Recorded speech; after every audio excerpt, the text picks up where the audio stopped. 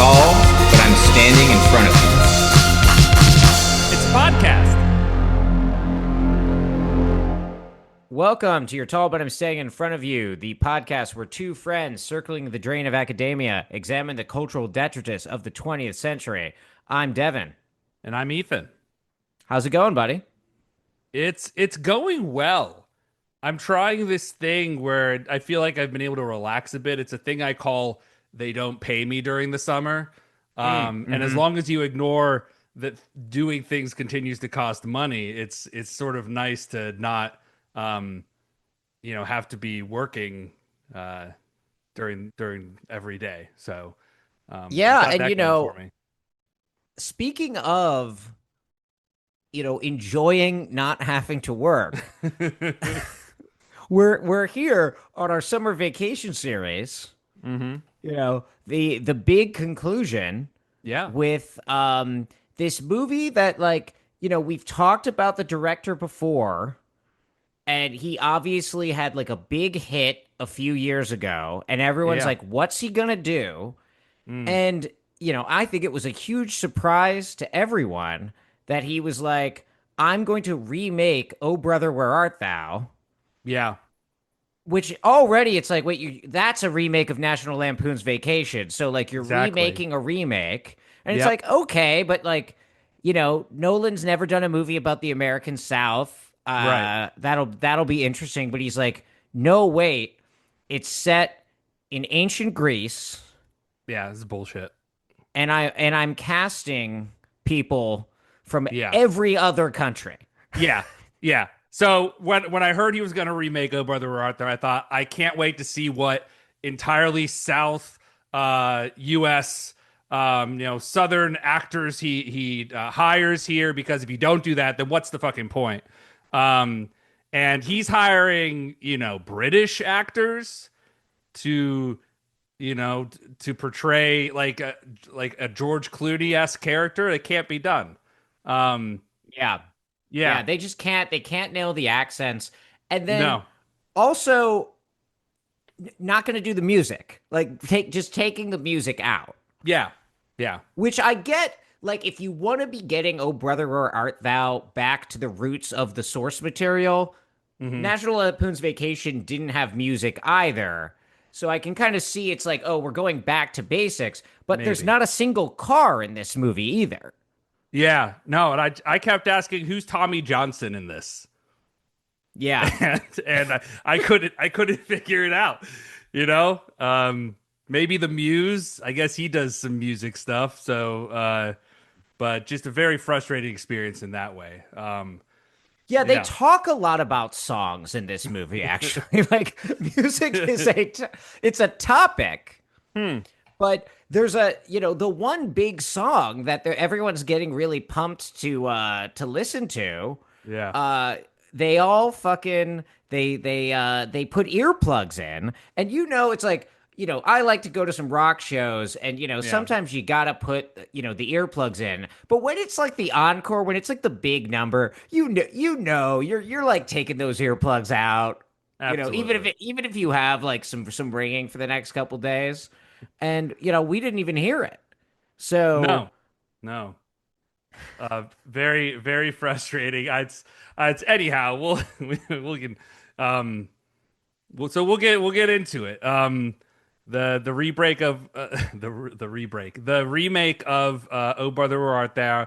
Why does and then he calls it the Odyssey, the Odyssey, yeah, which I guess because the main character's name is Odysseus. yeah. He could have just called it like the Odysseus story, but I guess we're just naming word. We're just making up words now. Well, like, yeah, what's it's weird your because mentor's name? Oh, his name is Mentor. Wow. I think it's like because he had just made Oppenheimer, right? And it's like it's just who's it about Oppenheimer? What's it called? Oppenheimer. And then he's rolling in, and it's Yeah. like, I got a new movie. It's about this guy Odysseus, and they're like, "What's it called?" And he's like, "Odysseus." And they're like, "We can't sell that. You can't do this twice." A movie named after a guy whose name begins with O. That's not Yeah. even a very common way for a name to start. So, I think he's trying to kind of like riff on that a little bit. Yeah, it's because he's like, okay, so it's Audius Audius Odysseus is going on a journey. So what can I name it, like Odysseus's journey? Or he's like, why don't I just fucking make a Vacation. word that means, yeah, Odysseus's vacation. I'm gonna call it Odyssey. Perhaps because it takes place in the sea largely. Yeah, So definitely. except for some important parts, which we'll get into. So maybe do we want to get into it? Yeah, yeah. So it's the Odyssey, folks. It's um, Hey, you anyone know, ever take high school English? it's like, what does it even mean to have seen or read the Odyssey? We've Yeah, all we've read it, we haven't read it. We've seen intentional remakes of it, like "Oh Brother, Where Art Thou?" We've seen yeah. unintentional remakes of it, like National Lampoon's Vacation, right? But Hmm. what I think something for us today, a question for us will be, as we've been going through this series, we've noticed how, like, our joke premise of putting together a bunch of movies that are sort of vaguely about going on vacation to lead up to the Odyssey unintentionally revealed that basically, like, every travel narrative, road movie, etc., is secretly a remake of the Odyssey. And as Yeah. we've aired out on this podcast before, right? The two foundational texts of what comes to be called Western civilization, which a term I want to put in scare quotes because a lot of people have some really weird ideas about that, and certainly no one at the time this story took place had any ideas about being part of something called Western civilization, right?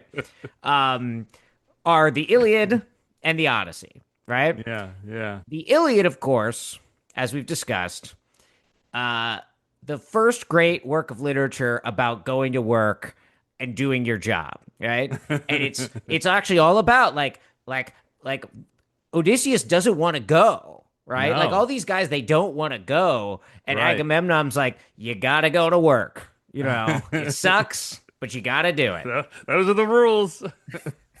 And then, it's like, as we see at the beginning of this movie, or, the sort of Yeah. chronological beginning of this movie, Yeah. Agamemnon and Menelaus and all them, they're like, let's get back into the trade routes. Let's get home. Let's get back to our work from home jobs, Yeah. And instead, Odysseus is like, I want to go on vacation. I want to take the scenic route. Yeah. Yeah, and his big problem is he accidentally became too important at work. And that's going to set him up some real troubles on this vacation that he goes down on. It's very, yeah. So just to reset the audience, Odysseus is our Clark Griswold character in Yeah. this film, Yeah. essentially. Yeah, could you imagine if National Lampoon's Vacation was also like non-linear storytelling? That'd be Oh my God, we have to do that. We have yeah, to do like a your tall cut of National Lampoon's Vacation that like mimics the pacing of this, and we put like a Hans Zimmer score over top of it. But Speaking it's of, so true because the Trojan horse, right? yeah, It is like Odysseus just did too good of a job on like a PowerPoint presentation at work. And like this movie, he keeps trying to go on vacation. He's trying to relax. He's trying to just eat some lotus, listen to some music from the yeah, sirens, just forget about things for a while. partake of hospitality in various caves and islands and whatnot, right? And he keeps like, in Nolan's nonlinear style, flashing back to like his too successful work project that now means it's like he can't just kind of gold brick all day. There are expectations now. Yeah, I mean he's pulling into IHOP, but he's getting Outlook notifications from Poseidon. Like he can't turn off his work email, and that's really ruining his vacation in so many ways. Yeah. And I mean, I do think there is a psychoanalytic reading of all this, right? Because like one of the most important moments in the movie for us, I think, is when Charlize Theron's Calypso, who has been feeding him Odysseus these like these lotus flowers that make him kind of like forget who he is and whatnot, right? Almost Yeah. like when you've had like one too many frozen margaritas at the pool, you know. Absolutely. What was I gonna say? Sorry. Lost yourself on the pros Lost and my. It's margaritas. almost like I have myself Listen, partaken of the lotus flower. we're not at the Jimmy Buffets yet. I need you to contain yourself. There's no Yeah. Margaritaville as of yet. So okay. Yeah, certainly not. But she says to him, I think something along the lines of like, I think deep down you don't like want to go home, right? And that kind of is the dark potential truth, right? It's like, Yeah. as we've talked about, there's a dialectic between work and vacation. Vacation only has meaning in distinction to work, right? Otherwise, you would just be like living life, right? And what is the big problem? What is the problem that Odysseus is in throughout this movie? Is that he's trying to go on vacation, but all of his coworkers are with him in the boat, right? And then he gradually gets them all killed through various poor management decisions, right? Because deep down, right, maybe in his darkest, unconscious, Yeah. he wants them all dead because he wants to be able to finally fucking relax for a minute without the guy who like wrote, pretended to write all the Beatles songs getting in his ear That's right. about like how, hey, like take us to where we want to eat the cows, and it's like you can't do that, But Yeah. it's like microwaving fish in the break room. There are, Oh, yeah. but Yeah. so anyway, it's the Odyssey. It is. Yeah. Um and hey, I guess Christopher Nolan knows how to do nonlinear narratives now. I think one of the big things we talked about with Oppenheimer is like, you really got to end with the Trinity test, right? That's got to be the climax. You don't need a whole other act about how the government is mean to Oppenheimer. He could have cut that film perhaps in this. Like, imagine if like Odysseus clears out the suitors and there's a whole other act after that where it's like, he's dealing with the bureaucracy of the king of Sparta and it's annoying and they're mean to him. It's like, what are we doing here? So nice that Christopher Nolan learned how to do nonlinear narratives. Yeah, famously, Chris Nolan, whose movies famously have always been linear. Oh, yeah. And if there's something I know about a Chris Nolan film, I'm like, what I sit down with my fiance Slug to put on, whatever, Memento, Yeah. and I'm like, don't worry, baby. The thing you need to know about this movie is one thing follows the next in a chronological order. This is what Chris Nolan's all about. Yeah. But okay, to break kayfabe for a second and kind of reorient ourselves before we dive into the Odyssey a little more seriously. Yeah. This is obviously, we did an episode on Oppenheimer 3 years ago. Yeah. Right? You were we literally watched it and you got in a car and you drove across America. Yeah. Your new home in Eastern Washington. Yeah. Which was part of the Manhattan Project. Yeah, got rear-ended by a Philadelphia ice cream truck on my way. Forgot that happened. Great send-off from the city. So you basically did like National Lampoon's Vacation / The Odyssey immediately after seeing Oppenheimer, much like Nolan himself, right? Yeah. And so Nolan is an interesting guy for us, right? Because we are the podcast that talks about cultural detritus, right? Yeah.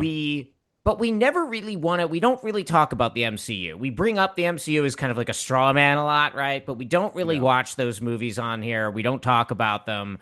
We're a little more interested, I think, in the not underground, mainstream detritus, but that is somehow not quite fitting into the like ideal slot machine that is some slop machine that is something like the MCU, or even like, your like Ghostbusters Afterlives and whatnot, right? Yeah, And yeah. so our two miniseries this year, and we'll talk about the other one later, are both culminating in films by two of the, maybe directors that have most been able to sort of be exceptions to the rule of this Mm, era in which like the franchise is the boss and the director is subservient, right?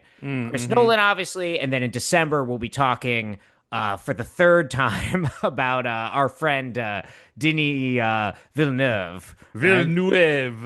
Yeah, Just yeah. yeah, And I think it'll be, we can compare those guys in December, right? When we've sure, seen Dune 3 as well. sure. But Nolan is interesting, right? Because he is kind of a brand unto himself. He Yeah, can kind of do whatever he wants. He seems to make tons of money no matter what he does, much like our dad, James Cameron, right? yeah, yeah. Um, and yet, at the same time, right, he also seems to be so indicative of like the problems facing like contemporary art, right? So I Yeah. don't think we're here to either dismiss Nolan or to like be Nolan fanboys, right? But I think it's like it's interesting that he's the guy that gets to somewhat be an artist, Mhm. in Yeah. contemporary Hollywood filmmaking. So, what Yeah. kind of mindset were you going into the Odyssey with, and what was your kind of like zoomed out, just sort of like, how did you feel leaving the theater at the end? Like Yeah. going in and then coming out. I think going in with Chris Nolan, I'm like, it's going to be practical effects. You're always like, what's the hospital we're blowing up in this film? I want to see actors that look absolutely miserable and know that it's because this is a fucking grueling scene that you're filming out on the ocean. It's probably terrible. So I think I was going into it sort of curious, especially because this is a fantastical setting, what those scenes would look like. How are they going to do the Cyclops? Those sorts of pieces. Uh, that's I think, and I was also wondering how, because a lot of the trailers it's very Troy heavy, right? Yeah, Like yeah. Ben Safdie as Agamemnon is like literally the the poster for the film, and so I was also sort of curious how he was gonna weave in those different elements.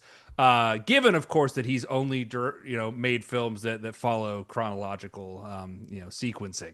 So I that sort of was my thinking, and also knowing that I remember when the news dropped of this film is under 3 hours, and then it ended up being what, like 2 hours and 59 minutes. Isn't that Yeah, yeah. literally the runtime?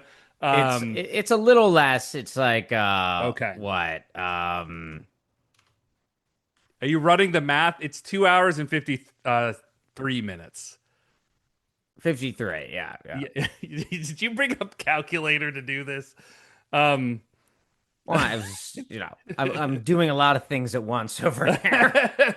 yeah. So, um, and those are also when I go into these films, because we've certainly done some films where going into it, I'm like, oh God, this is going to be a 3.5 hour film. How doable is this going to feel for me physically being in the theater Hmm. watching this? And this I think went along pretty nicely with the timing. It didn't feel super long in a way that Hmm. I was kind of getting bored with Oppenheimer by the end of it with how they did that. What about you though, Devin? So anything that you were sort of thinking about or looking for as you came into this? Yeah, I mean, it's like I loved Chris Nolan when I was a kid, right? As I'm sure we talked about on the Oppenheimer episode. Like, I loved Memento. When it came out, I loved The Dark Knight, right? I loved Mm, Inception, right? Since Inception, I guess, like, I'm a little, I'm much more mixed on him, right? Uh, Dark Knight Rises, Interstellar, Dunkirk. I don't like any of those movies, right? mm. Tenet, I kind of respect. I have very fond memories of it because I was watching it when the Capitol was breached on January 6th. But I don't think it's like a great movie. Yeah. Oppenheimer, I was pretty cold on, I think, in our episode. I rewatched it because I taught it, and I actually liked it a lot more the second time because I realized kind of what a like catty soap opera it is, Okay. like Okay. about just these like guys at work that hate each other. Yeah. Yeah. But I've been a little exhausted with the kind of, I don't know, like the sameness that a lot of his movies seem to have now. Sure. And I think a big part of that actually relates to your relief that the film was under 3 hours long, right? Which is like, because the reason it's under 3 hours long, right, is because it was shot entirely on IMAX. And that is 3 hours is like the maximum for like an IMAX projector or something. Right? Oh, okay. And I think that's actually like kind of a microcosm of what both the affordances and the limits of Nolan's whole thing are, right? Because it's so about the technology, right? And he's really embraced IMAX as a way of like bringing people to the theater for these like big spectacular movies, right? And that leads to certain things that he's very good at, right? Some of these like large kind of spectacles, right? These really like overwhelming images, right? But there's Yeah. also limitations, right? The movie can only be up to a certain length, which fine, whatever. But it's also things like the movies like all kind of have this like center framed composition every single shot, right? Because it's designed to be sort of like the expanded of the IMAX is kind of like more ambient, and you're like Right. so it's like there's so many like close-ups of like one person's face talking. All the action is kind of always in the middle of the frame, right? Okay. And so it's like going on a roller coaster. And when I say it's like going on a roller coaster, I don't just mean that it's like thrilling. I mean these very specific things where it's like, oh, I'm going to have this kind of ride and experience where I'm looking at the middle of the frame and I'm experiencing this and whatnot, right? But that Yeah. all said, I had a great time, for what it is. For what it Okay. is, it was like it was like down the middle, kind of like I would be lying if I told you I was ever watching it and being like, I'm not enjoying watching it. It went by pretty quick. I was relatively engrossed in it. I don't know how much it's going to hold up to like critical scrutiny, but I guess, we'll find out over the next Yeah. however many minutes. Yeah. Yeah. And I guess I heard IMAX, you can also only film for a few minutes before they literally have to change it out. So any sorts of monologues, it's got to be hard as an actor to be going along with Definitely. that as well. Yeah, That lots of certainly. quick cuts, right? Yeah. Yeah. And we'll talk about that with some of the specific sequences because I think maybe we don't want to do a plot summary of this or anything, but I think we can kind of talk about some of the different episodes and what, Yeah. Yeah. overall what we thought about them. Yeah. But, again, it leads to affordances, but it also leads to like kind of strict limitations, right? So I really think with Nolan, as much as it's nice that there's like a director making like non-franchise movies that make a lot of money and bring people out to the theater and whatnot, right?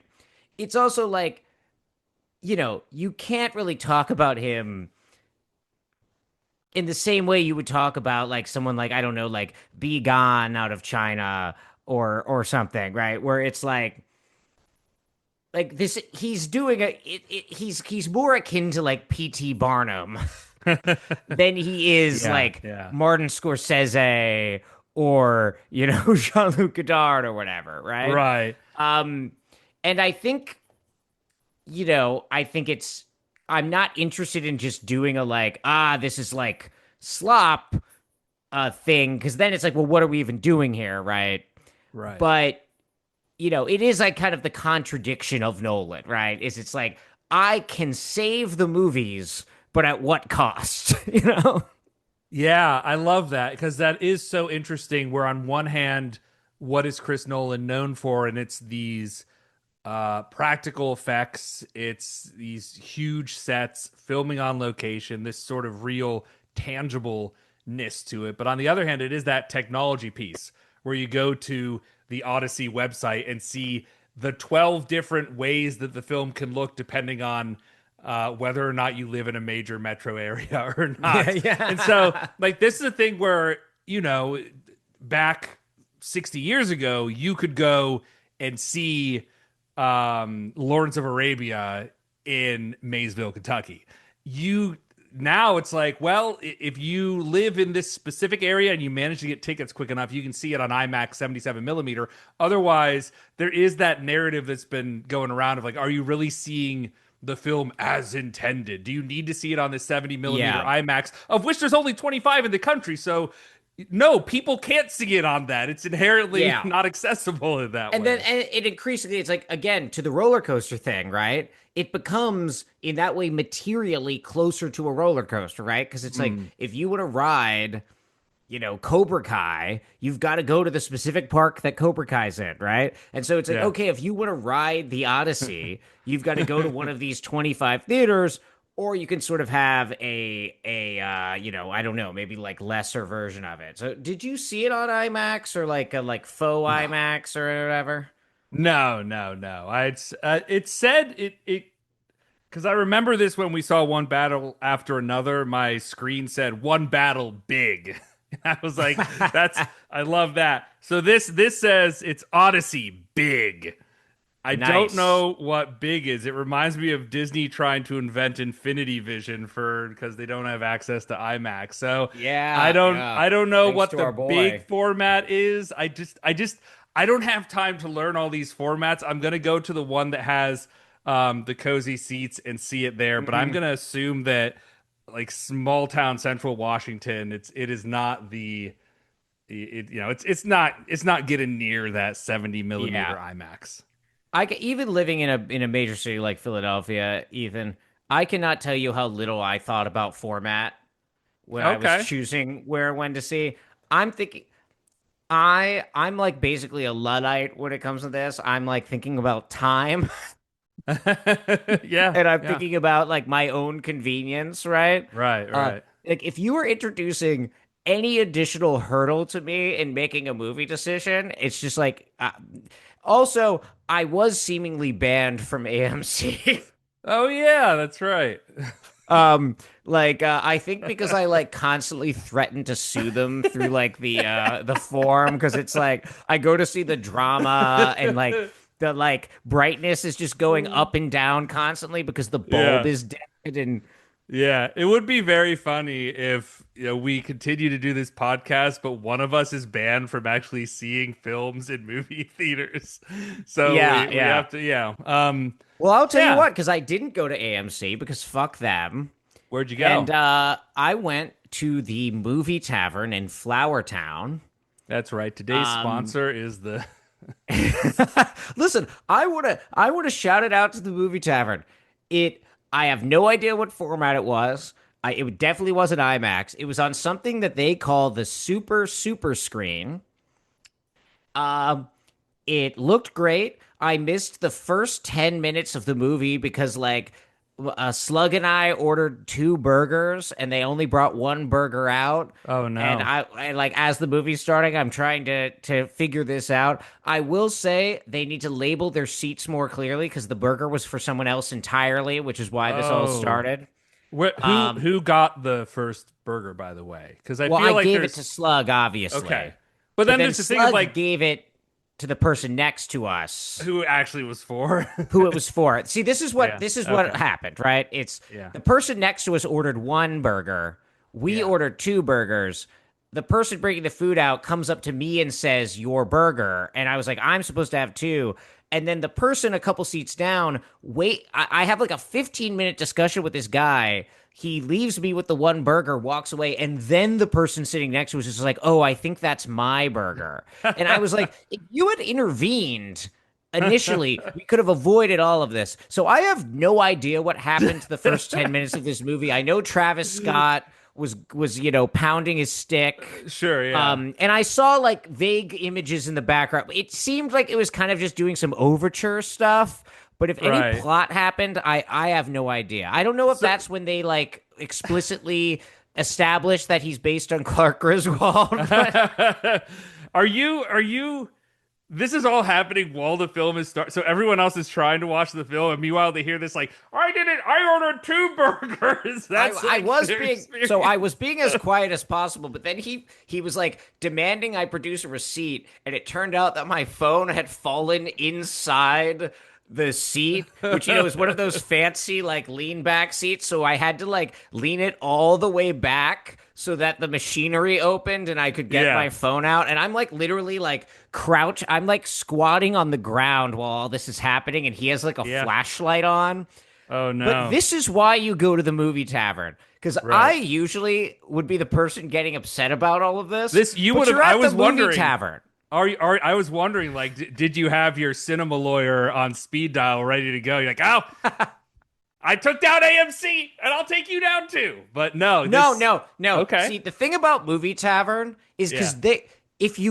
I feel like if you go to the movie tavern, you're signing up for the fact that like it's gonna be a little chaotic. People are delivering food. It's like They're we living. don't know what the format is. It's the super screen, and it just takes all of that stress out. It's like Okay. there was an old man who like got up to God, the you're like a bathroom at some muse. point. Tell Yeah. the story. He got up to use the bathroom at some point, and then he comes back, and he's like standing like in front of the screen, like in the front, and his wife. I don't know if he was legitimately confused or what, but his wife is like screaming at him, and she had a very posh British accent, and she's screaming, "Go around, go around," and he's like, "Nah, nah, nah," and she's like waving at him, like you need to Yeah. like go around the seats. And it's just like we're having a great time. This is a roller coaster. Who knows, Yeah. what's going on. But That's and I gotta incredible. say, Yeah. the burger was really good. Oh wow. Okay. It was it was the first thing I said. The credits roll, I turned to Slug and I said, that burger was good. Like it wasn't just like, I'm not saying it's like go to the movie tavern just to have a burger. Yeah. Good. But it was like my expectations were so low, and it was like if I got this burger at like a random bar where I wasn't necessarily planning on eating, and I was like, I'll order a burger, I would have been totally happy. Wow. So, Okay. know. I think I'm just incensed that they weren't only selling Greek food at the Odyssey film screening. Anyways, I'll because I thought it was interesting. I We mean, both I also satchel. was cooking a lamb on an open fire. Good. Yeah. We need more of that authenticity. But you know what? What? Ethan? It's like you really need to start that shit early. It takes forever. It was not even close to done. Oh, you leave it for the next screening. This is the problem with the limitation of the IMAX camera keeping the movie to under 3 hours. There is not enough time to finish roasting your barbecue. goat on an open Absolutely. spit. Absolutely not. I thought it was funny that we ended up when we were talking in the same seat, E9. Yes. But I actually, I'll tell you, I did not end up sitting in E9, and I'm going to send you a picture of why I decided to move to the seat next to me. I'd like you to just. It's what I was in one of those places where you have the little tray, that goes in front of your seat. It's nice and comfy. So did we. I want you to describe what the tray in my seat, E9, looked like. What is man. this? Yeah. Like it's peeling.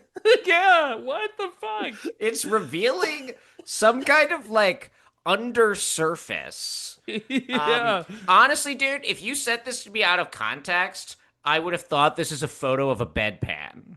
This does not look like a tray for the eating Yeah. of food. So Yeah. I'm glad you were able to shift on down, but you just had Yeah. popcorn because you I went just to had like an popcorn, 11 yeah. a.m. screening. Yeah, and I was like, I can't get something more substantial at 10:45 in the morning. It's just got to be popcorn. So that was fine. But it's like it's like flapped up in the front. That's what Yeah. really did it for me. I don't care if it's Unfortunately, like you missing did. pieces off. Yeah. Yeah. But you did get your popcorn in the Trojan horse shaped bucket, right? And like it Yeah. turns out it's actually like it's life size for blocking everyone's view. Yeah, but it's the Nolan film too, so like it's not a Trojan horse that has wheels, so you need to like roll it in on logs just to get it Man, there. So yeah, that was the funniest part of the movie to me, right? Is like the long sequence of the Trojans like pulling the Trojan horse out of the sand and into the yeah, city. I like that because the weirdest part about the Odyssey, right, is you're like, how did they fall for this? Why do they want this horse? Like, what are they yeah, gonna do with it, right? yeah. And Nolan like leans into it so much because he doesn't answer that question at all or even address it, but he Sure he spends does. like 15 minutes of them yanking on it. And True. like they wanted it so bad. Wait, what is the explanation though? Well, I mean that it ties into the central theme of the film that we'll get into, where they're essentially like, we'll bring it in because it's a it's a gift, and it's all about. So they're just the the Greeks are being respectful. They have manners, and little Yeah, did they know. yeah. But No, yet you're they, right. You're right. You're yeah. right. This is, and we'll table that for now. Okay. But Yeah. before that reveal, right? Before Sure, the yeah. kind of like thesis statement of the film at the end, I'm just sitting there like, they want this horse so fucking bad. They're like, it was Yeah. like, it's like when you're Yeah. trying to like, when you're moving and you're trying to get like a couch up the stairs, you know? Yeah.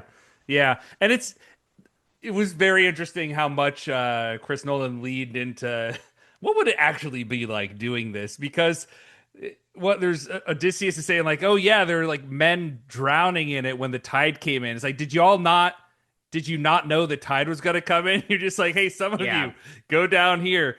They're stabbing it at various times. It's because It's they were too, they had to make the horse rearing. And I was like telling Slug, I was like, if you just made the horse standing up normally, you could have everyone high enough yeah. not to drown. Absolutely. But then would they want it as bad? That's true. Much Yeah. more boring. Yeah, You know? yeah, it was Like if it was a I'm good picking pose. out horse figurines, I'm going for the one that's like up on its legs. Yeah, no, true.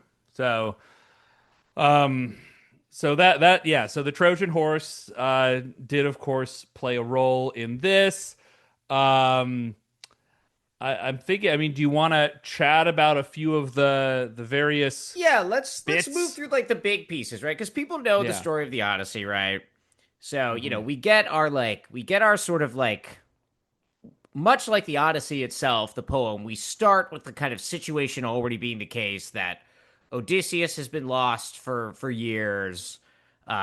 Telemachus and Penelope are, trying to deal with like Robert Pattinson and like his like 52 worst friends have just rolled in and they're like eating all of the shit and they're being rude, right? Yeah.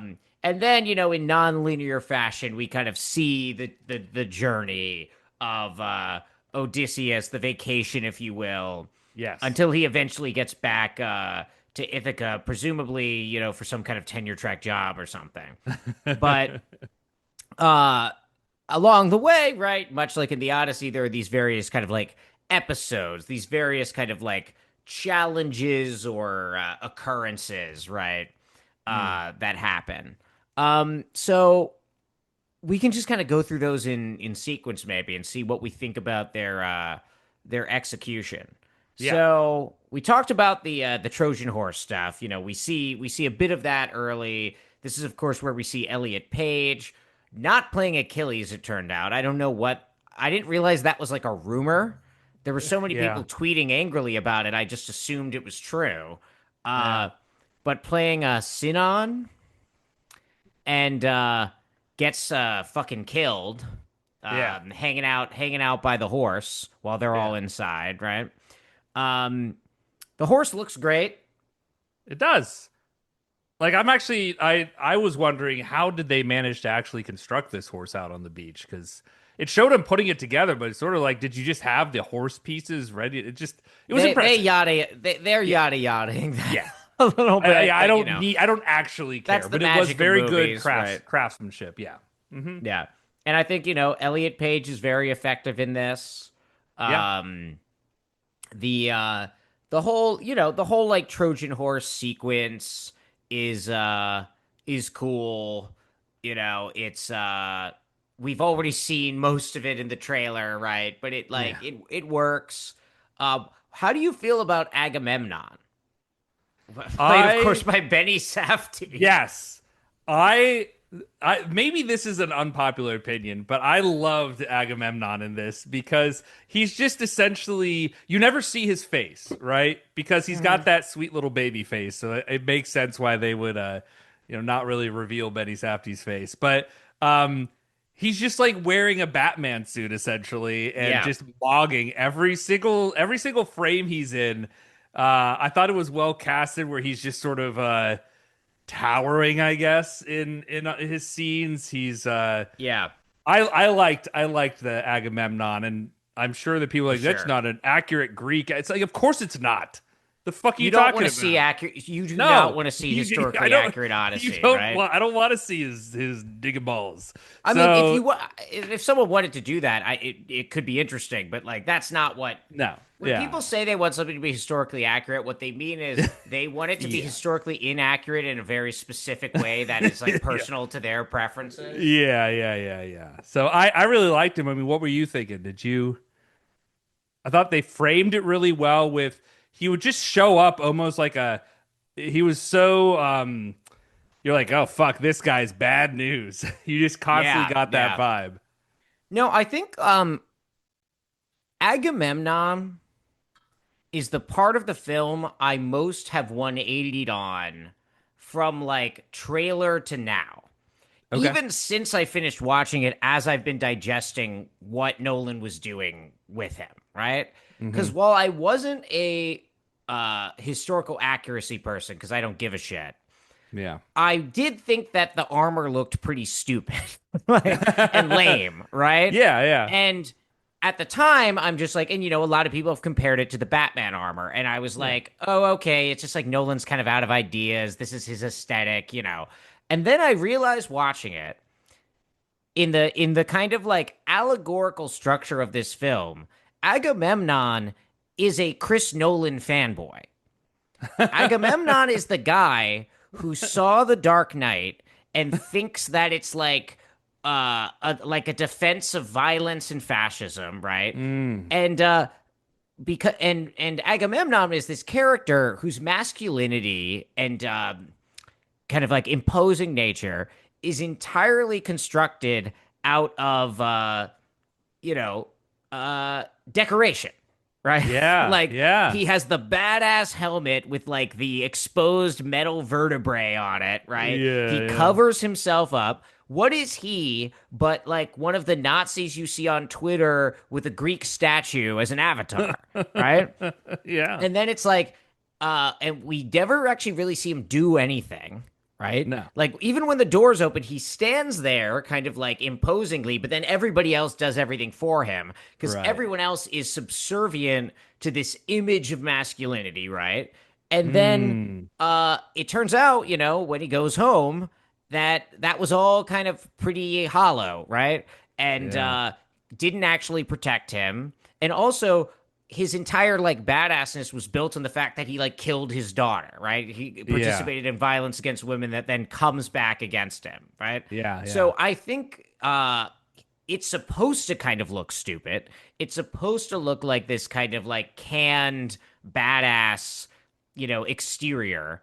And then the Yeah. fact that it's Benny Safdie underneath it is Yeah. also intentional, right? It's like Mm. this is like a nerd who, because he's wealthy, has like covered himself in like he's dressing like an operator, right? Yeah. Um, Yeah. But he didn't actually have a strategic mind at all, right? And of course, what is the advice he gives to Odysseus. Odysseus is when you show up, don't like go through the front door, assess the situation, which I almost kind of groaned at the time because that sounds like operator speak. But I also Hmm. think that's part of the point, right? He's Right. like he is like this wannabe kind of like operator guy, you know. So Yeah. I actually think it was pretty smart at the end of the day. Yeah. Yeah. So, um, we'll come back to, I guess, probably Troy at the end here because that, of course, is where the film wraps up as well. Um, but besides that, they go on their little Odysseus journey, their little vacation. One might call it an Odyssey. Um, and I think the first monster of the week they encounter is the Cyclops. Yeah, Um, yeah. and Maybe the most famous. I mean, the sirens are pretty famous too, right? But one of the most iconic elements of the poem, right? What Yeah, did you of Oh think Brother of? Where Art Thou? Famously, of course, played by John Goodman in the Yeah, original Oh Brother Where Art Thou? Yeah. yeah, and so it's interesting. They seem to be kind of trying to represent the way I don't know if you remember, but John Goodman's character wears like an eye patch. Yeah. And Yeah. and they've kind of literalized that in this film where like the Cyclops actually just has one eye. Yeah. But what did you think of how the Cyclops stuff was executed? Um I thought it felt real, right? It felt tangible the way that it was done. Um Dude just walks in, starts eating the soldiers. I got confused with a few of the cuts during the scene. It's like, oh, we're leaving, but now we're not leaving, I guess, because not all the Yeah, troops. yeah. So that was a little like, what? Hold up, what's going on here? Um, then they poke the eye, but then later on he's also shooting the eye with an arrow. Maybe all this happens in the Odyssey, but Yeah, I um, mean, it's like also like Nolan's strength has never been like giving you a sense of space, right? yeah, yeah, yeah, He yeah. gives you a lot of images, right? And this is why I think like his stronger films, like ones like Inception, are Mm. ones where like the space isn't real. So it kind of lends Mm-hmm. itself to his kind of like flat, surface-y, very Yeah, like postmodernistic aesthetic, yeah, But like when you're in like a physical space like the cave, I don't necessarily think Nolan is great at expressing that. But I did yeah, think the Cyclops looked good. yeah, yeah. You obviously miss the whole riddle part from the poem of like, nobody has blinded me. Um, I get why he didn't want to do that because it doesn't fit his kind of gritty realism. Yeah. But it does kind of make it makes the whole episode feel like it's missing something because you're like, Mm, oh, they just like they stab him in the eye, but they just have to wait for the right time. It's like, but I thought right. the actual visuals of the Cyclops were very cool. Yeah. The way they kind of, I think they're literally just like taking part of the guy's face and like kind of moving it. So Okay. like when he's breathing, like there's these weird kind of like pulsations, like Huh. almost like uh things that should be below the eye are to the side, right? Like because Hmm. of the way they've oriented it, and it gives it this Yeah. kind of very cool, sort of like tangible Yeah. otherness. Yeah. Yeah. It's interesting in this how they realize partway through after blinding it essentially like, oh shit, it can talk. Whoops. Maybe we should have tried talking to this guy. The only question I was left with is how's this big old Cyclops making cheese with those goats? How's he I doing mean, like that? he's milking them.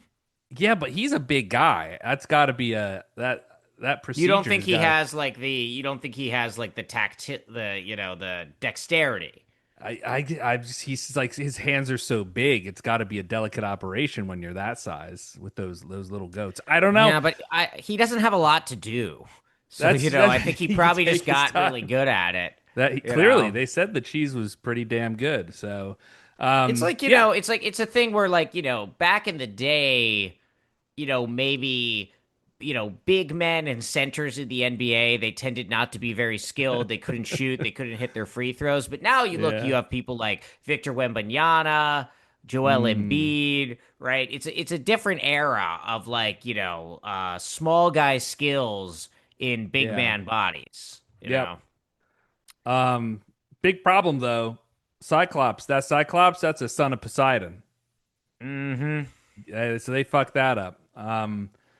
So now the back out Now to they're sea. not the person you want to upset when you're going on a journey on the Yeah. sea.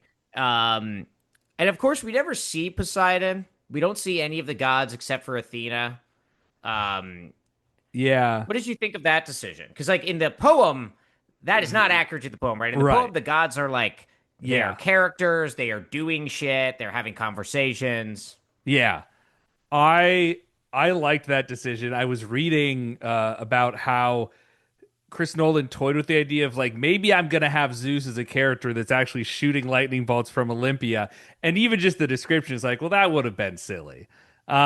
So I think the ambiguity I was fine with. I think having Athena there as Zendaya is adequate for sort of giving you that sense that there is this um sort of celestial element at play, but without overdoing it. Like, I don't need to see every Greek god represented in this film.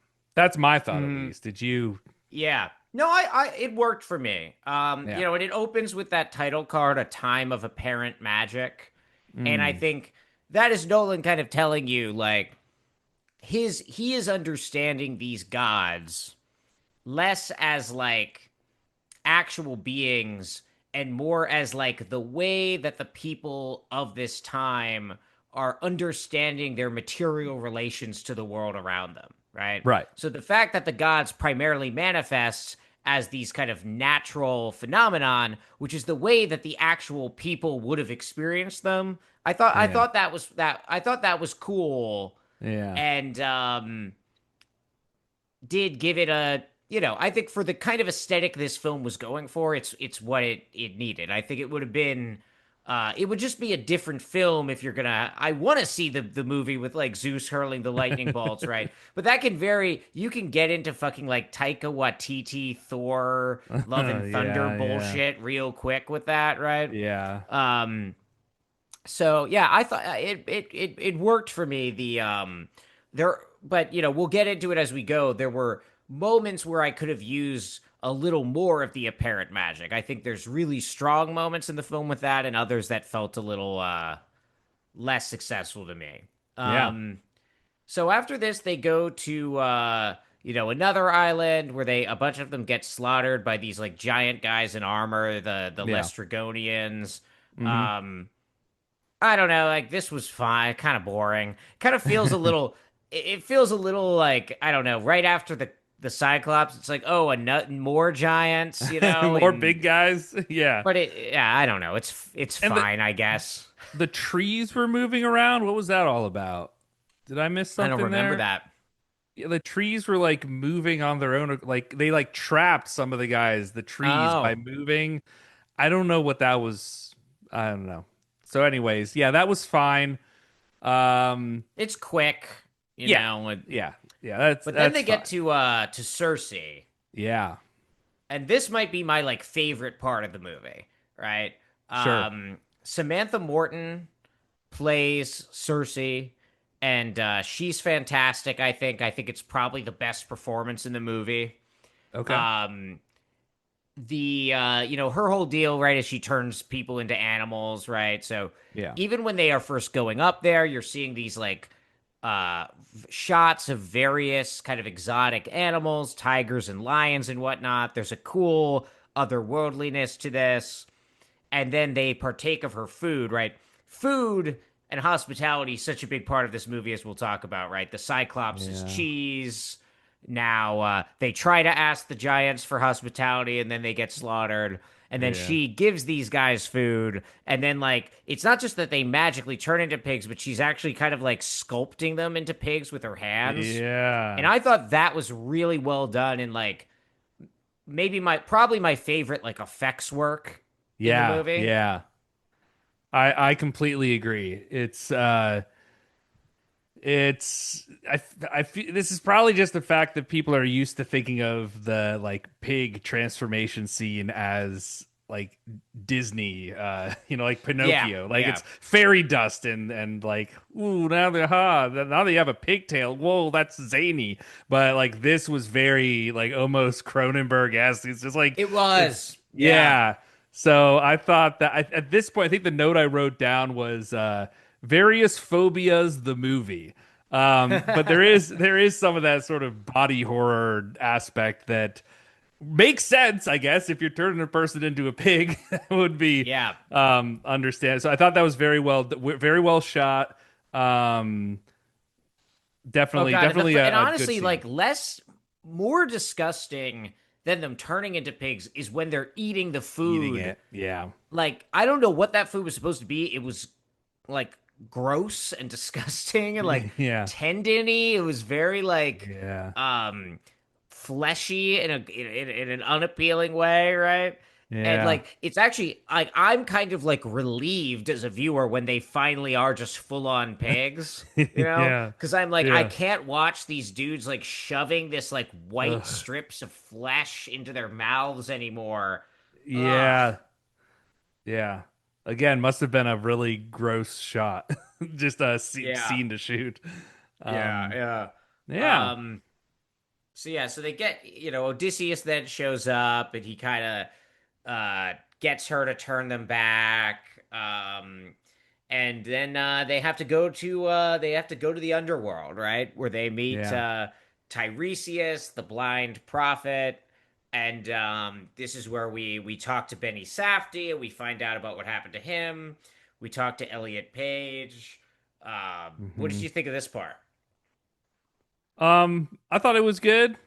You know, I was trying to get so Sinon was upset that Odysseus did not tell him that they were inside the Trojan horse.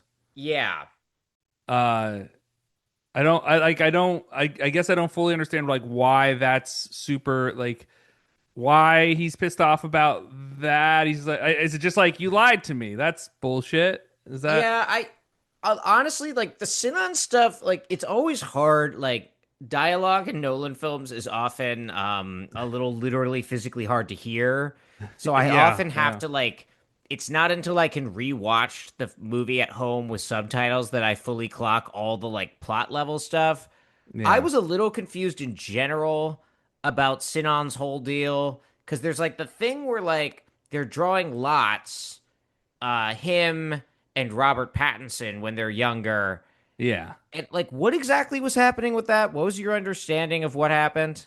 So Robert Pattinson's character was like, I will take care of your father if you switch lots with me because I got selected. I'm not fucking going to the Trojan War. Got it. So Got it. he's like, sure, I'll do that. Make sure you take care of my dad. And Robert Pattinson's like, sure. What do you think I am? Some sort of asshole? Um, so I think that's what that was all about. And then is the implication that he doesn't actually take care of his Yeah, no, dad? they mentioned like I think Sinan says Yeah. this when they're in the underworld. He's like, yeah, I heard that my father shepherd guy like died penniless and uh all this. Got it. So Got it. Got it. Got it.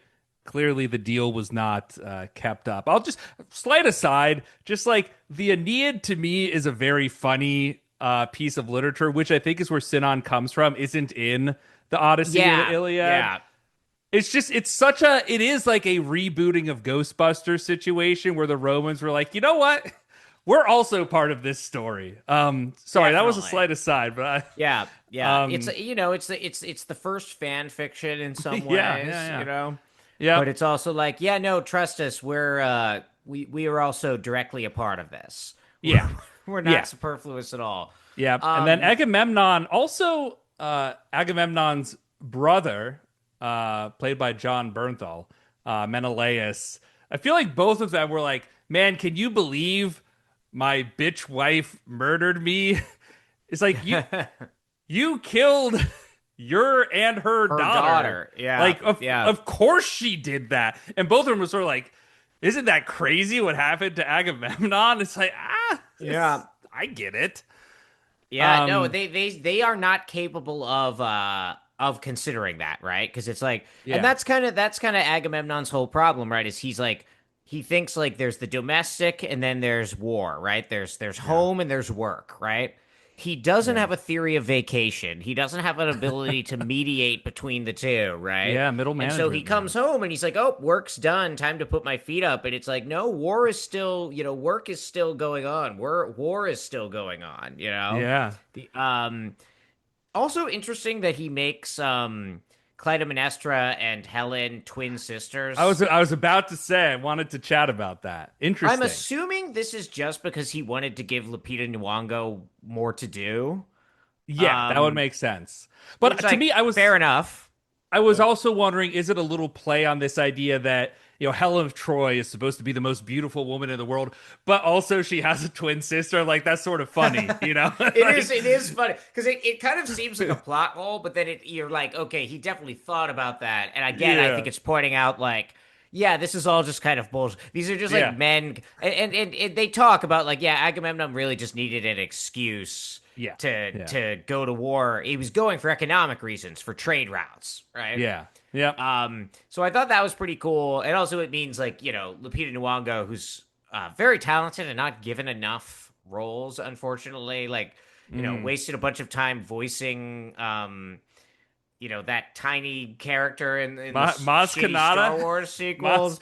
Hey, I've got Um, Luke Skywalker's lightsaber. Oh, how'd you get that? That's a tale for another day.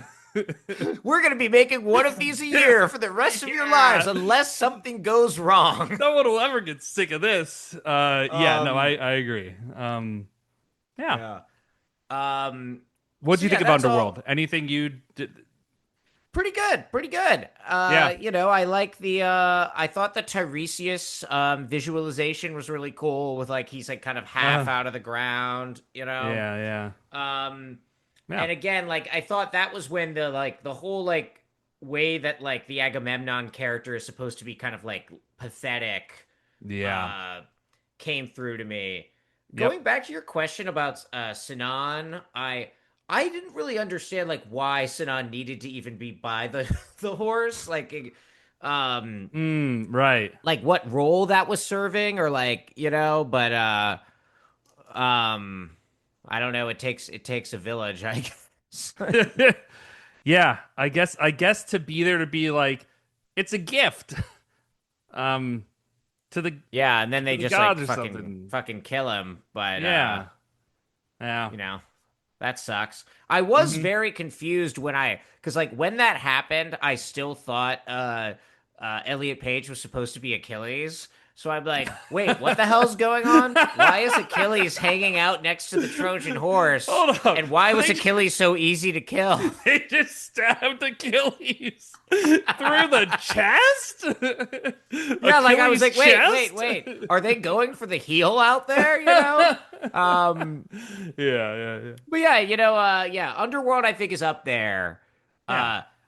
Honestly, I do think we're heading towards a turn because I think like these three, like Cyclops, Underworld, Cersei, are like maybe my three favorite sequences in the film, if not, or at least like three of my like favorite handful. Yeah. Then we get to what? The sirens, Sure. right? Um, and and also Scylla and Charybdis. I don't Yeah. remember which of those happens first. I don't know. Those Sirens was, I guess, fine. Obviously, he makes the decision to not represent the song at all. Yeah. Like we just get kind of like silence or like kind of like ambiance while we're like on Matt Damon, and then we get a little bit of his description after. Yeah. Do you think Ludwig Göransson was upset that he wasn't allowed to make a siren song? It's never going to be like there's never going to be a song that is actually a good siren song. I don't know. Oh brother, that was pretty solid. But Yeah, well, so it's like, oh, brother, you can do it, right? Because you have the conceit of like this is Yeah. operating in the tradition of like Southern music. yeah. So you can do that. I guess I just would have liked, I don't know. It just felt like it was like a little, you could have done something. It felt a little meat was left on the bone to me. Yeah, it was also, I felt this when Odysseus is like, fuck this Cyclops, I'm gonna shoot him with my arrow. I similarly felt this when he's like, hey guys, I need you to tie me up because I'm gonna listen to the siren song. It was almost like checking a box of like, well, that's what he does in the story. Whereas I'm like, whoa, what are we doing? What are we Well, doing and here? it feels a little at odds with, I think part of why it produces a bit of attention is because it's you're seeing kind of like a contradiction between the Odysseus of the poem of the Right. text and Yeah. Nolan's version of Odysseus, Yeah. who we'll get more into this, is essentially a liberal. And like spoiler alert, the Odysseus of the ancient Greek poem, the Odyssey, is not a liberal, right? Yeah. Like the Yeah. big one I was talking about with Slug is like, um, later when like the old woman is washing his feet and Yeah. she recognizes like one of his scars, so she Yeah. realizes it's Odysseus. And Yeah. in Nolan's version, he just kind of gives like a kind of pleading like nod, like don't say anything, and she like Mm. complies. Like I don't have the text of the poem in front of me, but I did read it like earlier this year, kind of in prep.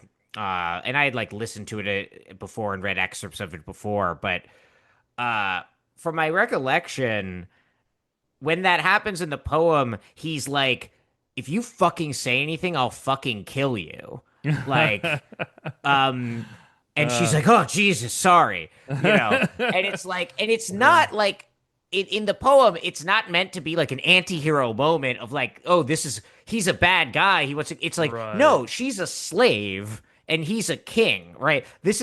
This is a depiction of a world in which that was like Hmm. at least from a certain perspective was viewed as a kind of natural order of things, I guess. I'm not a classicist, right? But that the poem is like kind of a heroic ode of this guy who like does have power of life and death over these people, and that's not something the poem is like really uh critiquing necessarily. There's obviously stuff Yeah. with like the suitors, and like you can be like a bad noble or whatever, but it is a it's not even that it's a less sympathetic portrayal. It's just I think like it is not a sympathetic portrayal to like modern Right. Yeah. sensibilities because he's not a modern figure, Right. whereas Yeah. so like it's like in the poem it's like, well, of course I'm gonna hear the song, I'm the fucking king, you losers. Like it's not even a question, Yeah. really.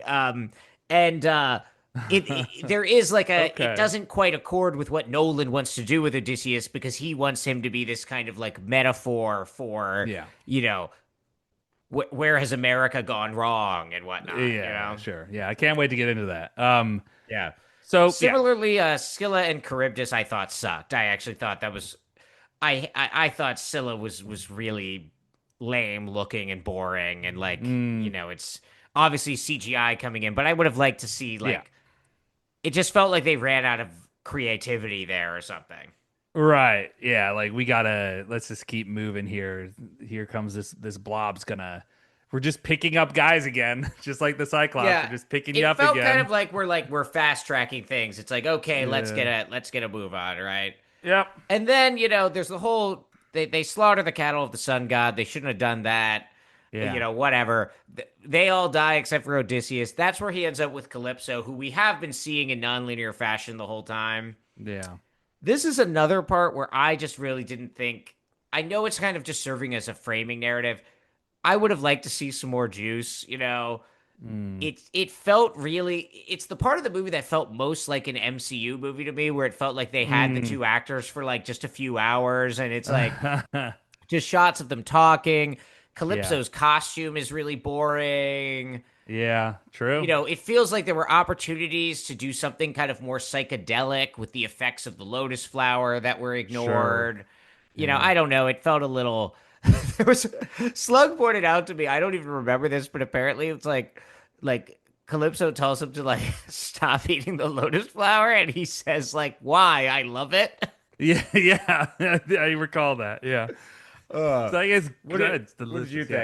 Yeah, think? yeah, similar. It was like, all right, so we're just I wasn't blown away either. It's just Charlize there on sort of wandering around on a beach with him, being like, "Hey, you want to go back? I don't think you should go back. Maybe you should go back. I don't know." And it's like, okay, okay, we get where this is going. We need to delay things to get us to the final act where he does Yeah. go home. Do you know what it really reminded me of, actually, in a bad way? Hmm. All the scenes of Robert Downey Jr. talking to young Han Solo in Oppenheimer. Like, just this Oh, part yeah. of the movie that's like a conversation that Nolan is using to kind of ground all of his like big spectacle stuff. And it feels like it's True. like the same kind of formal move where it's like, well, I don't have time to do this in my story. And it's like a shortcut. And it also works well with the IMAX thing, right? Because it's like, well, my Yeah. sequences all have to be these short shots because of the IMAX cameras. I don't have time for like long dialogues and stuff. And Yeah. so I can intercut this with just a conversation that's happening somewhere else that's really easy to film. Right. And again, it feels like a way in which his movies are kind of determined by the technology in some ways. Yeah, especially when he's like, and then we encountered this other sea monster, some upstart sea monster named John F. Kennedy in a tugboat. Yeah. Yeah. John F. So Kennedy was the sea people all along. he was, sort of in many ways, Devin. Uh, Yeah. anyhow, Bay of Pigs does kind of sound like it could be one of the episodes of the Odyssey if you were just like, Cattle of the Sun God, yeah, Cyclops, Bay of Pigs, the Gulf of Sirens. Tonkin. It's Yeah, yeah. Okay. And then, like, I guess and we don't need to get into all the like plot machinations of it, but Yeah. maybe this is where we can talk about just the whole he comes back, he does the whole disguising as a beggar thing, and Yeah. he ultimately slaughters all the suitors. Yeah. So we've been seeing the suitors also throughout, right? As part of the intercutting. Robert Pattinson's like the number one suitor. Yeah. So I guess here we could talk about both what we thought about all of those sequences leading up to it, and then also the final big battle. Sure. Um, Overall, I thought it was fine. I wasn't like, oh, now we're cooking here. Maybe I just get bored with the final act in Nolan films. Maybe that's what it is, because Oppenheimer also didn't really capture me at this. Yeah. So it Yeah. was fine. It was like a little too long, because it's always a silly thing, I think, right? When he comes back and just kills all of the suitors. I don't know if there's a good way to film that without it sort of devolving into a silly action film, but maybe it's an epic poem, so it is a silly action film. So maybe that's Yeah. what you Yeah. need for that. But that sort of went on a bit long, and the whole, like, the guy up above poking a hole through and dropping weapons down through the ceiling. That was so fucking funny. And then every time he does it, Robert Pattinson, we cut to him saying what has been dropped. And it's like the first time when Yeah. he's like, get the swords, I was like, okay, I guess that makes sense to say. And then it's like, now shields. And then he's like, shields, shields. And then spears, get the spears, get the spears. And I was like, this is feeling a little silly. Yeah, yeah. And it was I also did like Pattinson, though. Oh, Pattinson was amazing, but I'll say one more thing about the ending of this, which is after he wins the battle. It was sort of funny because he's like walking up there, just has various arrows and a spear sticking out of Yeah, him. yeah. It's just a very funny visual of him walking Yeah. up to Penelope, or have I got that right? Penelope, yeah. Yeah, and saying like, I'm back. But it was just sort of, it was kind of funny, I thought. Yeah. Well, it's all, a lot of this is related to the fact that this is a movie about vacation, and this is him, the part of vacation where you're like back home and you Mm, like need to like unpack your stuff and you need to do a load mm, of laundry and whatnot. And it's like a necessary part of vacation, but it does kind of feel like cleanup right. duty, right? Right. Yeah. And it's just again like Nolan's not good at fight scenes. He's never been good at fight scenes. The his limited ability to do fight scenes, I think, does work in the Batman films because the whole idea of Batman is it's he kind of like he's like a ninja. He kind of sweeps in, no one can see him. He Mm, beats people up and he disappears, you know? But this is yeah. supposed to be this like big satisfying thing and you want it to be really satisfying because you're like, oh, I can't wait for these guys to die. And it did just Yeah. kind of feel to be like once it started happening, I'm like, all right, now like when is this going to be over so we can move Yeah. on? You know, Yeah. Yeah. Yeah. it felt a little flat to me. But you know who else we haven't talked about at all, and I think that is illustrative Hmm. is Tom Holland as Telemachus. I don't know what Yeah. you thought. Slug and I thought he was fucking awful. I thought he sucked. And Uh-huh. especially like he's in a lot of scenes with Pattinson, and Pattinson is just Oh eating his yeah. fucking lunch. But what did Yeah. you think? Yeah, I mean, it doesn't help that I think there were a lot of outstanding performances in this. Do I think it's maybe Tom Holland's best performance? Perhaps, but you know, that's in contrast to mostly MCU films. It sort of felt like, oh, this is my first big like real film, you know, the first big Yeah, non-MCU film. So it felt a little rough around the edges where he was essentially just even when like Matt Damon comes back, he's just sort of dragging Tom Holland around doing the real acting, it felt like. And before yeah, that, it's sort of just John Leguizamo sort of eating up the scenes and Anne yeah. Hathaway doing Leguizamo's this. Yeah. good. Like Yeah. I don't like the voice he's doing. Holland. Mm. Um, I don't know what he's going for. It just I don't know. I just don't think Holland has the juice. You know, Right. it's like you're seeing him outside the and I know there are all those like headlines about like him like being like, wow, this is how we need to start making MCU movies. There should be like a script and a plan and like Yeah, yeah, yeah, you know, yeah. and it just seems like a guy that like, yeah, okay, this is your first real movie, buddy. I don't know.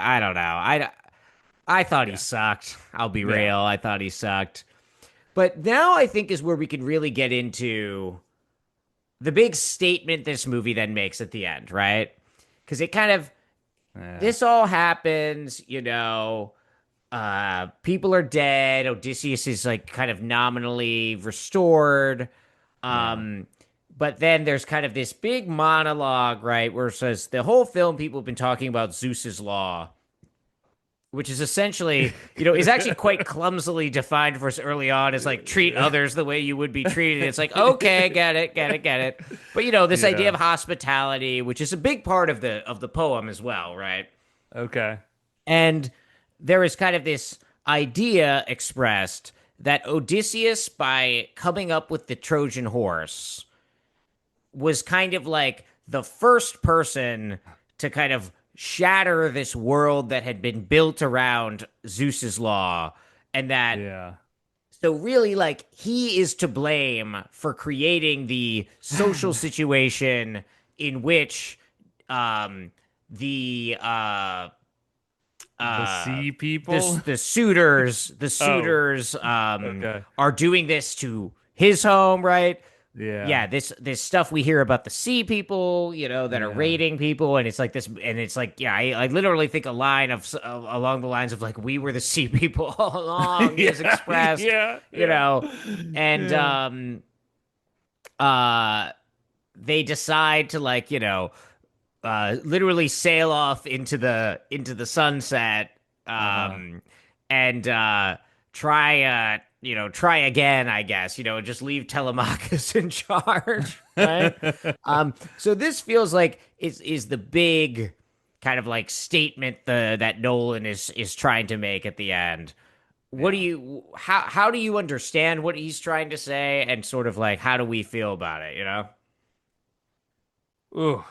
I thought the whole sea people angle, I didn't care for it. I know are you familiar with the Sea People? Like, are you familiar with your history of like who the Sea People, um, like what that's referencing? Not really, to be It's honest. it's not in the poem as much as Yeah, I can yeah. tell. It's there's you have essentially the Bronze Age collapse, right? And it's sort of mysterious of what the hell happened, and there are various accounts all over the place, from Greece to Palestine to Egypt, of the Sea People came and killed everyone and then went back out into the sea, and we don't really know who the Sea People were. And so like I was familiar with all of that coming in this, and they keep mentioning, oh, the Sea People are coming. I hear the Sea People are coming. And I'm just like, it to me felt like Chris Nolan read the Wikipedia on the Sea People, was like, I gotta get this in here. This has to be a part of the Odyssey.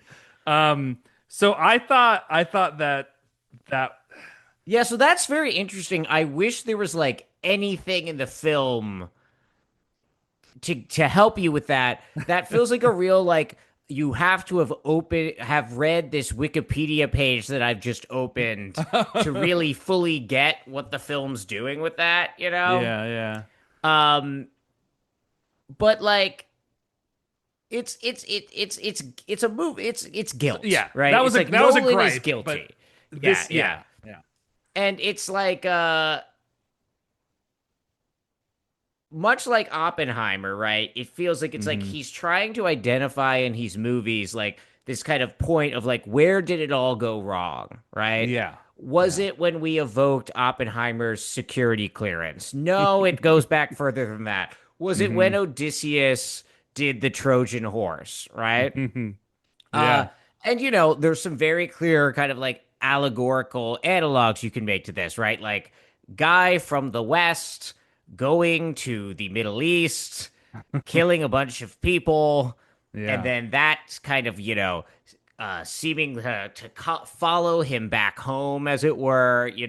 yeah, You can see Bush there, you can see Obama there, right? Like, what if the Trojan horse was a drone? yeah, You could yeah, do all this stuff with it, but I don't necessarily think any of that is particularly like politically interesting, but it yeah, is like psychologically interesting, I suppose.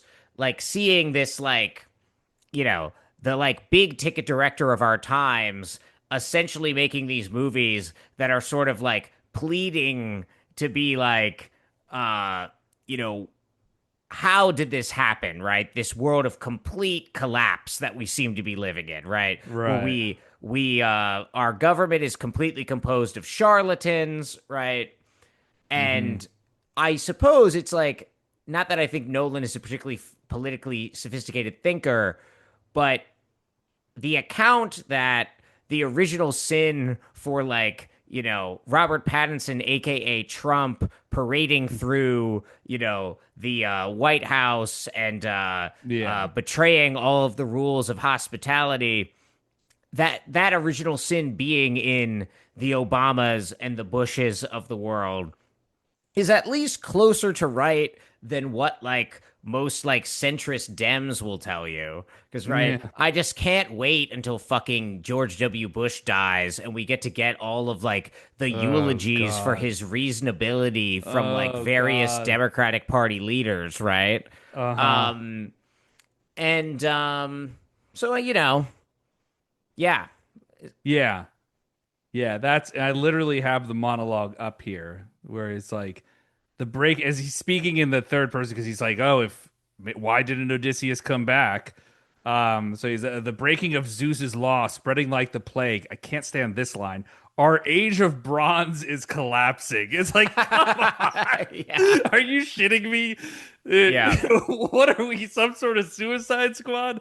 Um, and he couldn't bear to see the ruins of what he'd done. So on a very broad level, the idea that it that it thinks about the destruction of Troy as an instigating event for like calamity, as opposed to what it much more is in the source material. Like it's just like this battle that it's this war that happens.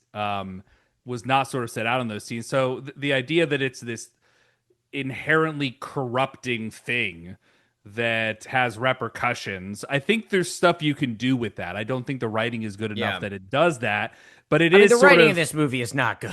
Right? yeah, I think no, we could it's say Chris like, Nolan. And so I think, but I do think it ultimately it doesn't become interesting in that way because it just becomes like what you're saying, a very like liberal um theme of we destroyed the institutions that we have, and so therefore mhm. things are just going to get bad now. Yeah, yeah. Yeah, And that's why I think like I say like it's less politically interesting than it is psychologically interesting, right? Because I think yeah, if we take this movie just as like a political allegory, it is kind of just like it's like, oh, okay, like fair yeah, enough, I guess, right? yeah, But I think relating this kind of like pleading end monologue, right, where he's just like, please understand that this is the meaning of the movie. Like he's like shaking the viewer, right? Like it yeah, reminds me of yeah. even like the way Richard Wright novels tend to end with like his characters having these like sometimes like 100-page monologues where they tell you like what you're supposed to think and how you're supposed to have interpreted the events you've seen, right? Yeah. It relates, I think, to the stuff we were talking about with like Agamemnon as like this kind of like false icon of masculinity, Mm. and also like Odysseus is like, many of the events we see are events of like, instances of failed hospitality, right? Like not trying to talk to the Cyclops Yeah. first, Yeah. et cetera, right? And it's like it's Nolan to me like pleading to his fans. Like this movie is about Nolan trying to reconcile himself to the fact that like whatever his politics, he makes these big spectacle movies that seem to fuel, at least in the minds of a certain segment of the population, right? Yeah. Um uh cycles of like fascism and violence, and whatnot. Like all the guys that love Dark Knight and view it as like a pro-fascist, pro-cop movie, and maybe it is Yeah. actually. Like, Yeah. despite Nolan's stated politics, maybe that movie is kind of like inherently fascist. Batman's kind of an Yeah. inherently fascist character, right? And so everything from like the casting he's doing in this movie, right, which is clearly trying to be like uh resisting these racist neo-fascist western civ guys, right, Yeah. and their Yeah. Yeah. ideas about race and their ideas about gender, right, with casting Lupita Nyong'o as Helen of Troy, with casting Elliot Page, right, um and then also this final monologue, right, he's like trying to be like, please understand, like I'm a lib, you know Right. um and in that, I think it's like, it's going to be interesting what he does next, I suppose, Yeah. What's as he the encounters the limits of the fact that, you can make a billion dollars at the box office, but can you actually change anyone's mind about right. politics? Right. Probably not, No, yeah. And does he feel locked into needing to end every one of his movies with a monologue now? Because this is the second one, and I don't think as effective as Oppenheimer's closing monologue. The idea that, well, I think we may have, ended the world essentially. Um, this and there is the final piece besides the monologue, because this isn't quite the end of the film, I suppose. The solution then is he's gonna sail out west and like honor the dead Hmm. with Penelope, and like that's the fix, or that's like that's what he's gonna do, I Yeah, guess. I mean, it's not even a fix, right? I think it's like a capitulation, really, ultimately, Yeah. right? It's that is the most that a sort of like aging liberal capitalist can imagine is, well, I seem to have really fucked up, Hmm. so I'm just gonna like honoring the dead is essentially what Nolan's doing in making this recent spate of films that are all kind of like mournful, despairing films, right? And then like hopefully the next generation can figure this shit Yeah. out, right? Yeah, pretty much. Um, which I find like the James Cameron thesis a little more compelling. Yeah. We're In gonna kill like everyone. kill the bad people. Yeah. But ultimately, that's all Cameron's doing too, right? Is like they're Yeah. big Yeah. spectacles that have a sort of like they express a ideological reconciliation to the situation we're all in, right? The Hmm. gigantic fucking disaster, right? Yeah. Um, and if they offered some kind of didactic political solution, it's not like that would be like interesting either, right? No. Um, but one does like want to be like, is there a way this could have been executed without requiring the like really on the nose monologue at the end? I Uh-huh. find the like things that are being done visually with like Agamemnon and the kind of undercutting of him much more effective than I find like a speech telling you what to think. Or like even when a speech tells you what to think, when it's done in like a movie like Oh Brother Where Art Thou, through comedy and irony and satire, I find that much more effective, right? Yeah. Yep. So, So our vacation is coming to an end, Ethan. What do you, yeah. any like big picture takeaways on what we've learned about vacation, the nature of vacation, the nature of the journey, Yeah. going and coming back? Yeah. I mean, what is vacation running from home? Is vacation uh ultimately trying to end up back where you started? Um is Yeah. vacation uh uh oh, speaking of, I was about to say is vacation accidentally tying the dog to the back of the car. Did you get the tug at your heart with the dog, the old dog, the little tail wag at I the mean, did that obviously, yes, but I was also like, fuck you, like, Yeah, I mean, yeah, it was, and that was such a like, so fucking modern, it was so like yeah, anachronistically modern, yeah, yeah, yeah. based on something that happens in the poem, right? But, Yep. But yeah, I'm never gonna when a dog thing happens, it works for me every time. On a certain level, I start to, get teary eyed. But of I course, also yeah. know you're like you're pressing the like emotional easy button on me. Yeah.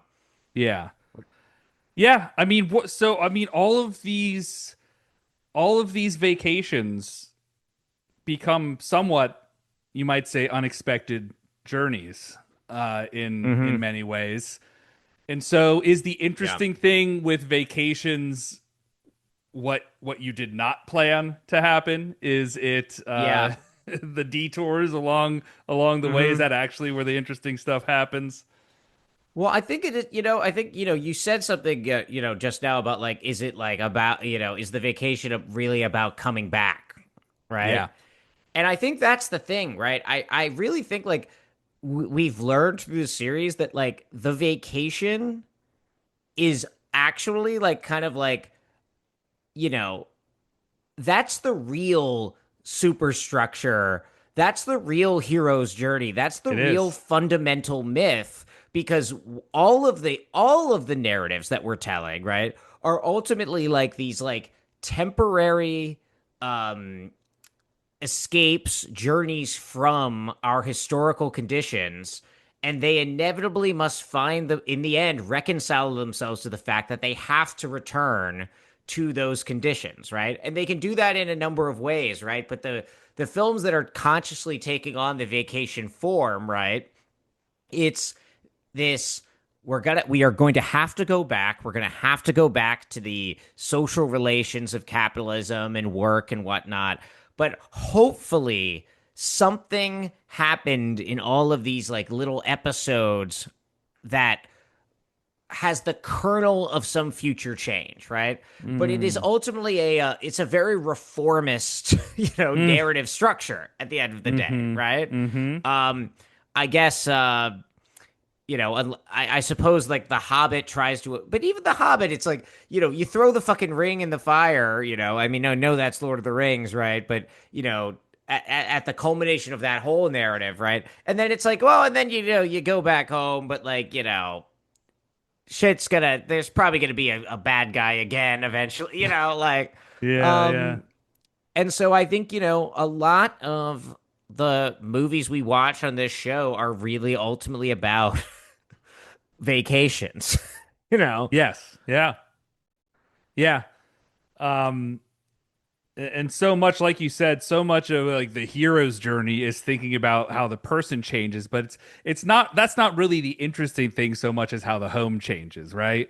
So Yeah. when when you've completed that summer vacation and you come back home, it's what is the takeout that I left in the fridge 4 weeks ago and forgot about? Hmm. What is the laundry that I put in the washer and forgot to then put in the dryer? It's those changes of the home more so than obviously the person has changed, but Yeah. I think it's the place as well.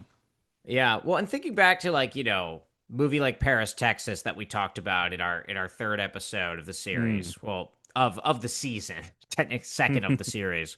Yeah. But it's like they never go to Paris, Texas in that movie, right? I think that's a movie that understands that like you can never, even when you go to the place that you have imagined, right? Even when you go to the bathhouse in Spirited Away, even when you make it to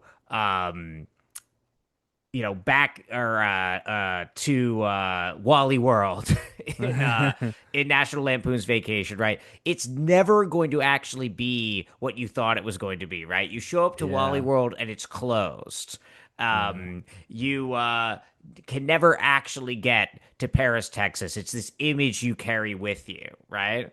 And it is that like unfulfillable desire Mm. that vacation's actually about. Because what do we actually want? We want to not have to work anymore. We want to not live in a decaying capitalist empire anymore, right? Mm. But what we can have, perhaps, as the great bard said, is a cheeseburger in paradise, right? We can have a moment of respite, right? But Yeah. like you said, there's this hope, perhaps, that through some small change that somehow will uh, make a larger difference, right? But that is ultimately as much of a fantasy, perhaps, as the Yeah. greater fantasy of vacation that gets undercut in these films. Yeah. Wow. How about that, Christopher Nolan? Some food for thought. Think about that for your next monologue. So yeah. His next movie, everyone's been talking about it. There's been a lot of speculation um, about Paradise Lost. I've seen other these Oh. like kind of big texts that he could take on. If he's not a coward, he'll make a sequel, a new sequel to Vacation, Absolutely. Yeah. I'd love to see where would the starring Griswolds Chevy go? Chase. Yeah, yes, absolutely. I wonder if Chevy had some thoughts on the casting directions of this film.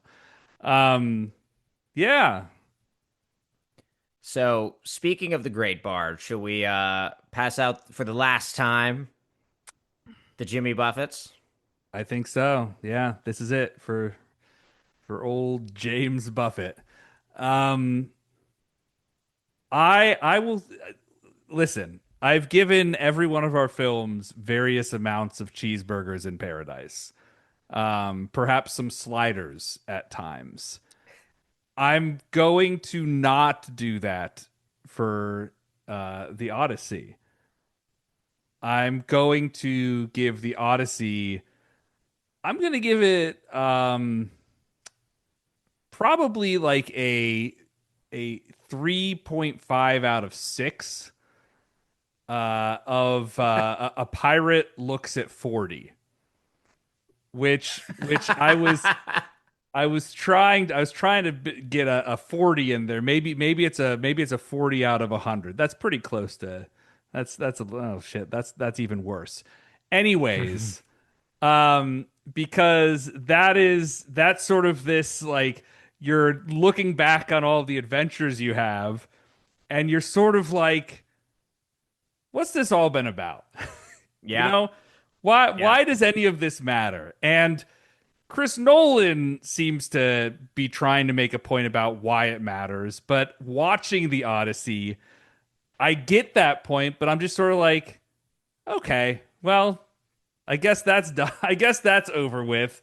Um, so the least compelling parts of it is I think the message he tries to convey with the monologue.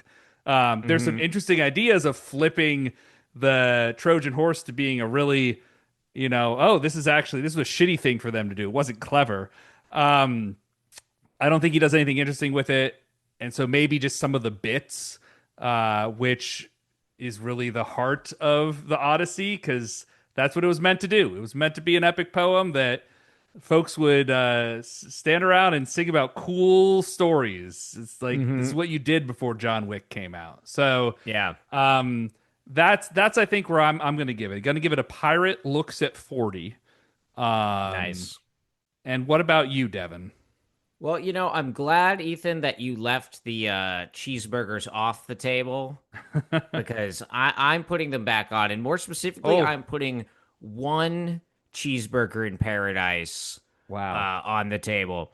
And it's not a 1 out of 5. It's not a 1 out of 10. It's just one solid cheeseburger in paradise. And it's the cheeseburger from the movie tavern that Yeah. I ate during the first, 15 minutes of this movie. It was satisfying.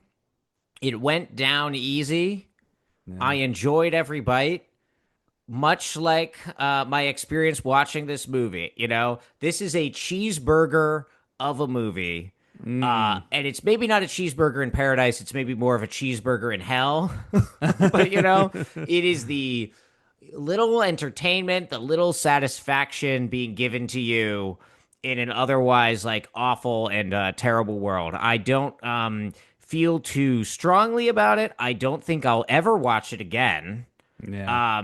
unless like my future child gets really into like Greek mythology or something, right? Um, but I had no complaints, and Yeah. that's all it is, you know. And I do have to say, we didn't end up talking about this, but the fucking Avengers Doomsday trailer coming out today, the Yeah. day of this recording, Yeah. really makes me look back on my viewing experience yesterday in a more positive light, even because it's like, oh yeah, that's slop, baby. That's slop. And Pure I would put slop. this movie, it's not just the sword and sandals of it, but this to me is a movie that's in the tradition of Gladiator, Spartacus, um, Ben Hur, which I've actually never seen, right? It's like, your big Hollywood spectacle. You go and see it while it's in theaters, and then people talk about it as an important movie, but like nobody really rewatches it, right? Like I finally watched Spartacus like earlier this year because it was a Kubrick that I hadn't seen, and then you're like, oh, yep, there it is. I can see Yeah. why that would have been really entertaining Friday night viewing in like the '60s, Yeah. Yeah. So Odyssey, it's the movie you'll be telling your kids about. Back in my day, we had the Odyssey when they're like dragging you to see, Three Amigos '89. But it's the Uh, gritty Three Amigos where they like fucking like they kill so many people. Um, yeah. but Yeah, it's also fair. woke. Don't worry. Yeah, no, that's but like a woke of the future. Yeah. Um, so I mean it's a good point to close on of where we go next because we do have another mini series coming up here. A Yeah. mini Speaking of series, three, it is a mini series. We could have done three. I mean that wouldn't actually fit. Um, we're not doing Avengers Doomsday, although I'm sure that discourse will seep into this one way or another, because that's the slop of December that will be coming in. We have a series that will be leading up to mid-December, the same day that Avengers Doomsday comes out. We will instead be focusing on Dune 3. I don't know why I paused. Hell You yeah. mentioned it at the start of the episode, so it's not actually a surprise. But Devin, do you want to share just a bit about what our theme is going into this next miniseries? So we've of course covered the prior Dune films, right? But we thought, okay, do we do some kind of science fiction thing? It feels like that could be a little samey, How do we get a new angle on this? And we were like, oh, let's focus on the three of it, right? Because this is interesting. Like, I feel like we had we had some pretty clear ideas going into Dune 2 of what we were going to see. Dune 3, I have no fucking idea, right? Because it's like, I don't know to what extent this is mapping onto what books. I don't know, where it's going. And so we are doing a series we're calling Third Time's a Charm, where we will be watching exclusively films that are the third in their franchise. Yeah. And the list is not exactly finalized, so I won't spoil too much. If you have a favorite third film, now's the time to sort of make a case for it. But we've got some great guests lined up. Yeah. We will be exploring various genres. We're trying not to just be doing all third action movie in a big franchise, although of course we'll be doing some of that, right? Yeah. And as a little bit of a tease, I'll say we will finally be, even though we've done it to degrees before, I think this is the series where we will finally fully address, perhaps like the greatest bugbear of this podcast, which is J.J. Abrams's mystery box. Oh, God. Yeah. That we will be dealing with that extensively, perhaps too extensively, perhaps too many mystery boxes at once. Yeah. So make sure to freshen up on that TED Talk before we get into it. Yeah, we should honestly do like a bonus episode that's like just us like watching that live and screaming. Like I'm hitting myself in the head with a hammer, like clavicular, but not for the reasons he is.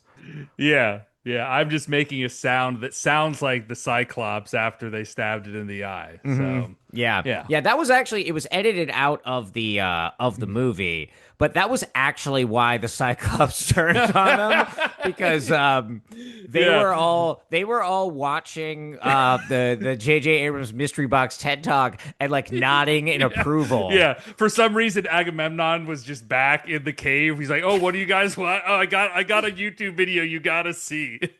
Yeah, that's why actually also he didn't see, the reason Agamemnon didn't see Clytemnestra coming was because he was rewatching it after, like, he was like, guys, like Odysseus showed me this. This is so cool. It's awesome when you watch an entire movie and you don't understand the motivations of any of the characters the entire time. Yeah.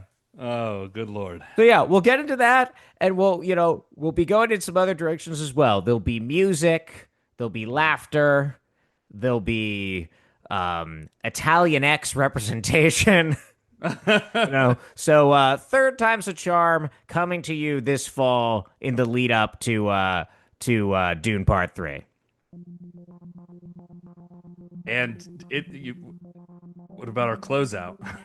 Well, I was just kind of hoping you would say something so then I could do the closeout. Oh, okay. Yes, I look forward to doing that as well, Devin. Yeah. Well, thank you, listeners, for coming with us on this summer vacation. It's been an unexpected journey in more ways than one. Follow us on social media at YourTallPod. Follow me at Stale Cooper. Follow Ethan at Mathesippi. Email us at yourtallpod@gmail.com. Email us your favorite third movies. Email us your ideas for what you want us to cover next year as we figure those miniseries out. And as always, keep circling that Scylla. Isn't Scylla the sea one? Yeah, see, that's if you and I were in charge of Odysseus' journey, when like Tiresias was like, so you're gonna have to make a choice between Scylla and Charybdis, we'd be like, got it, straight into Charybdis. And we're gonna podcast about it as we're going down. We were actually supposed to be in the movie, like just like in the whirlpool, talking about fucking like, I don't know, Lethal Weapon or something as they all get sucked down, but we got edited it out. Yep.